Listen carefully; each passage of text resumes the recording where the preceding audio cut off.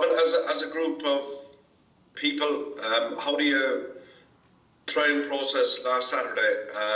It seems kind of almost unfair or cruel to a degree that you've got to play a game so quickly this coming Saturday, given the disappointment, that must be there from last weekend. Oh no, undoubtedly, everybody's bitterly disappointed with the result. However, I think you've got to get back on the horse as quickly as you can, and Glasgow give us that opportunity. It's a must-win game for us. So, as disappointing as everybody is, we realise that there's a duty on everybody to shake it off and get on with it as well, because Glasgow are going to pose a mighty challenge again on Saturday. I think they'll have gained a bit of life, a bit of belief from our match on Saturday against La Rochelle. So it's all to play for, So there was a few uncomfortable meetings yesterday. We can't hide away from that. So long as we learn from the defeat and take those learnings into the next game, and that's all we can do. I think it's always important to finish the season on a high, because your last result tends to stay with you for a couple of months until next season. So we've got an opportunity on Saturday to put things right, things that we were found wanting a little bit on Saturday. So we're not taking anything for granted. They've had 2-week build-up to this game. So it's a must-win game for us, really. How important is it that you finish this season, just to develop your point, to finish this season on a positive note, positive thoughts and positive memories going into a summer break, because this group will never be together again after when the 3 weeks is finished? Yeah, exactly. There'll be a few changes, both behind the scenes and player-wise as well. So it'd be great, to have some sort of recognition for all the hard work that's gone on this year, on both fronts really, in Europe and with the URC. But just because we put that hard graft on, it doesn't give us any sort of right to just turn up on Saturday and expect to win. There are no guarantees in rugby. You've just got to believe that, that you get the rub of the green sometimes, and big games, fine margins. In time things will get a little bit easier, but the most important thing at the moment is looking forward. That's why the windscreen's bigger than your rear view mirror, because it's more important to see where you're going than where you've been. In terms of team selection this week, how do you approach that? Given the fact that there are so many players that actually played for Leinster, I think it's over the region of 60 at this stage, played for Leinster this season. Is there a temptation there to go with the same starting 15 from last week, or do you think that you need to maybe kind of freshen it up just to give other people an opportunity, if you like, even just a kind of a mental break for some people? Yeah, of course. Discussions. It's not a simple shoe-in, because of the amount of quality players that are available to us, and we've got to reward certain players. We've got to be careful not to lose the cohesion by making too many changes. It'll be there, those decisions will be made on merit, and as much as anything else, really, So, listen, the whole squad, they've got us this far. The 23 on Saturday, that's just the guys who represented Leinster on Saturday. Behind the scenes, the other guys, they were doing La Rochelle moves all week, really testing us out, and we're asking them to do the same again this week with regards to preparing us and putting the team in the best position possible to win the game against Glasgow. So, it's a massive effort for everybody, really. So we can't afford to feel sorry for ourselves. We've just got to get on with it. And like I said, it's important we finish on a high, because that last result, it stays with you. Something that I wanted to touch on. La Rochelle were effective at slowing the ball down at the breakdown and disrupting the scrum. It didn't seem like they did so legally all the time, and maybe that was missed by the referee, and maybe that's something that has been missed by referees previously, both for Leinster and Ireland, particularly in the scrum. What's your take on that, and what can be done to overcome that in future? Yeah, we know, I think teams have got a blueprint in how they go about approaching Leinster and how to beat us, slowing the ball down. I think we'd be naive to think that not all teams are trying to do that with regards to slowing our ball down. Having to go to the contact area. Set piece is always a battle anyway. With regards to the scrum, it's a very it's a tough place to be with regards to a referee and the team of three. We prepare as much on the analysis on the opposition as we do on the referee, because it's hard to get the consistency there of what pictures they're actually seeing. We're going through the proper channels. There's right ways of going about things with regards to questioning, decisions, etc. It was evident to see. I mean, sometimes you get the decision, sometimes you don't. It's just tough at the moment to try and get your head on. There was one scrum in particular, wasn't there, towards the end of the game, where we felt we could have, just had a little bit of the rub of the green and been awarded the penalty or been awarded the putting at the scrum, but it wasn't to be. So, at the end of the day, we weren't good enough, basically. So, fair dues to La Rochelle. They came with the game plan, they executed it, and they won the game. And there's a lot of ifs and buts with regards to players thinking, should we have gone for a try instead of taking the points and this, that and the other. But at the end of the day, if you win a final, you win a final. It doesn't matter how you win it. If you win it by kicking some penalties, you win it by kicking some penalties. Do you know what I mean? So if the opposition don't allow you to get multiple phases in their own 22, then you've just got to penalise them and take your points. So as frustrating as it is, there were certain moments that swung the game against us, and a lot of those things were in our control, So fair dues to La Rochelle, they got the result, and we'll see what comes out of it with regards to pursuing those channels and going about things in the right way. The level of physical intensity of that game seemed to have stepped up dramatically from previous games.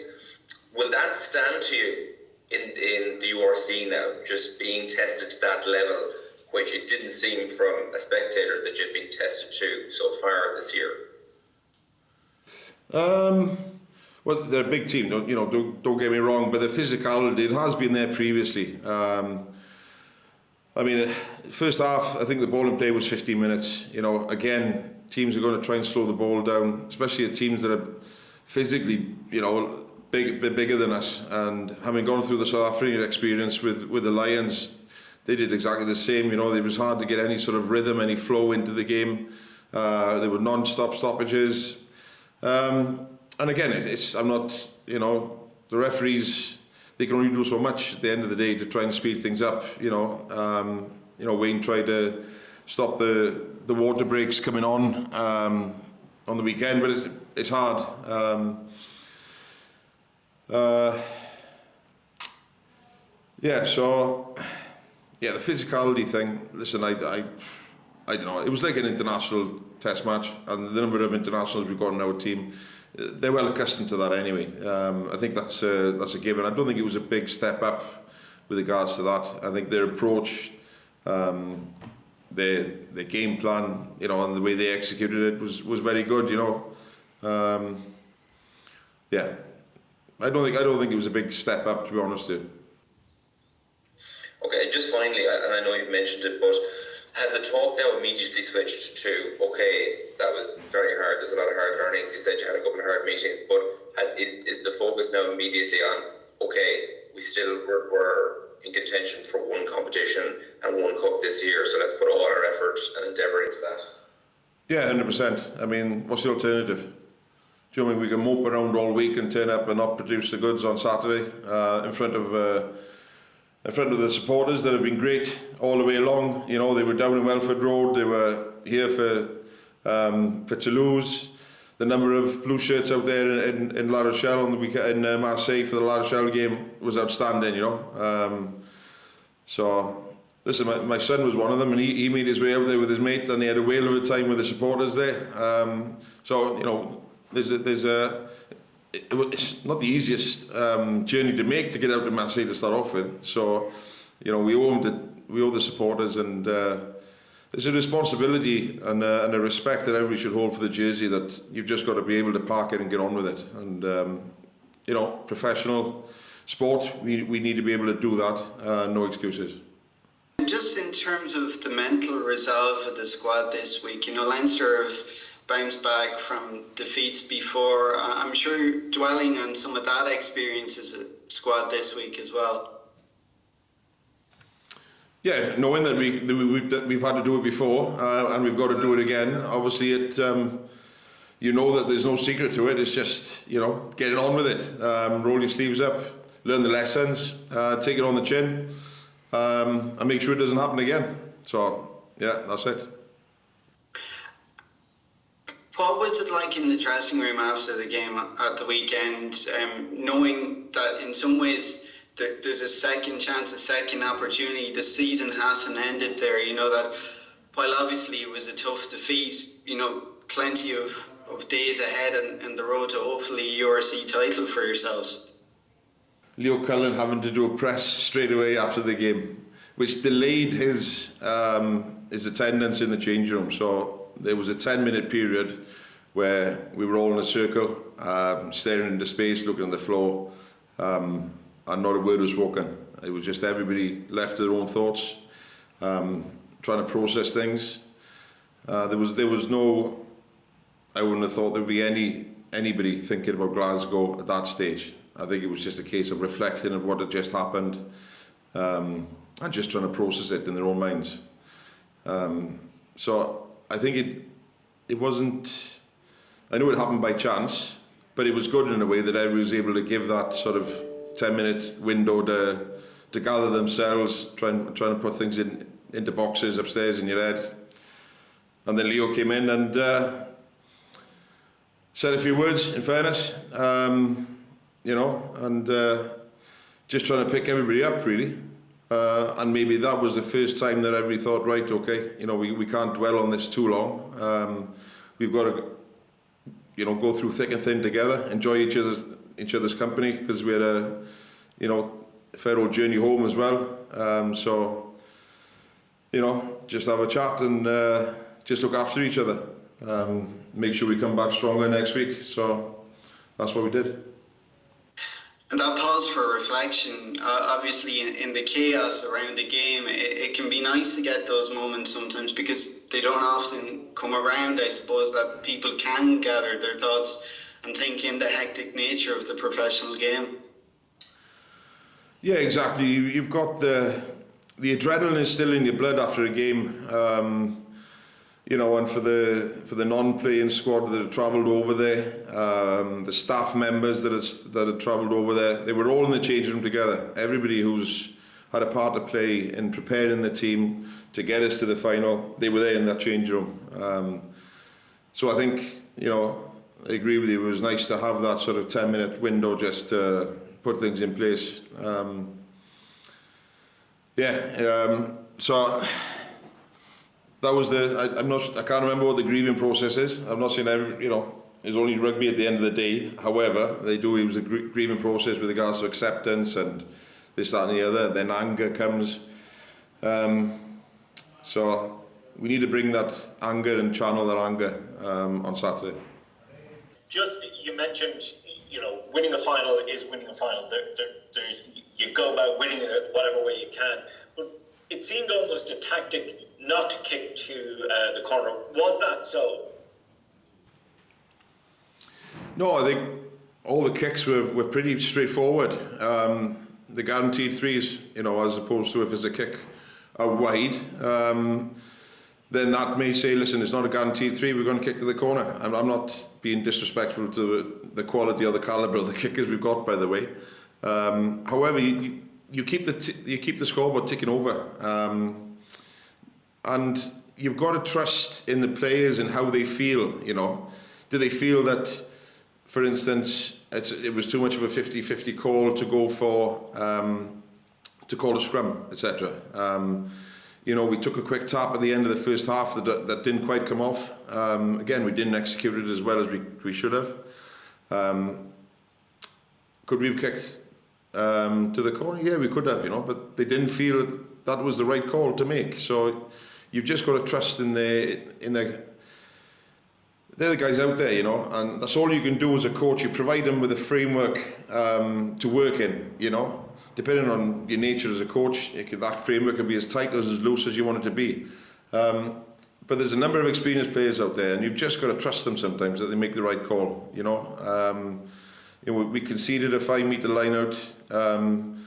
You know, we went up, we contested. Now, our line out defence has been a feature all the way along. Some great steals against Leicester. In each game, really, you know, a couple of steals against Toulouse. So you're not going to take away the players' ability to make those decisions, and you back their decision making 100%. There's no right or wrong. And then you look at, well, was it executed as well as we could have? You know, it just so happened on that occasion we didn't. Well, the execution wasn't quite there, so you learn from it. But that's the nature of the game. Do you know what I mean? There's no guarantees. There's no guarantees. There's no guarantees that we'd kicked for the corner, that we'd have scored a try. It's not a guarantee. You guaranteed 3 points because of the nature of where the kick is.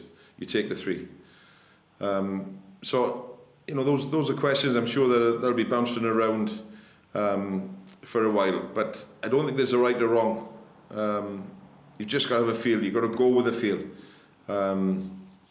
You know, that's all I can say on that, really. I mean, I don't think it was a lack of anybody, you know, unwilling to sort of risk it or whatever. If they didn't feel like that at the moment, then they didn't feel like that, and you've just got to back their decisions. Robin, there's very quickly a sporting adage that says it's not what if, but what's next. Do you go along with that? Yeah, 100%.